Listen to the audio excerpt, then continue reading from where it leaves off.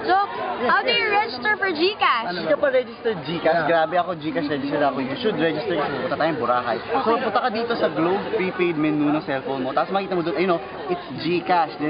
Then press, register. Then, you register your number, you add your PIN. Tapos, pag nag-register ka na, punta ka sa kahit anong Globe outlet, then you cash in amount. Okay, any Pwede, amount. parang Any bangko. amount. It's like a bank. Tapos, after na may laman ng GCash mo, you can now send money to your friends or even load. Para kunyari, nagkahiwa-hiwalay tayo sa Boracay, tapos ikaw lagi ka ng chichik. Diba? Pwede ka na mahanap agad kasi bigyan ka lang ng load, pwede mo kami tawagan. Diba? Wow, that's so easy! Easy. Pagagamit ko talaga yan pag wala ako. Yeah, tapos pwede pa tayo magkaroon ng ng GCash card. Sobrang cool niya kasi diba, pag mag-fly tayo, kailangan natin ng valid ID. So pwede yun, pwedeng valid ID. Tapos ang cool niya pa, customizable. Astig talaga. So, pwede picture ko lang ilagay ko doon? Yeah, actually pwede. Kung gusto mo na talaga. Amazing!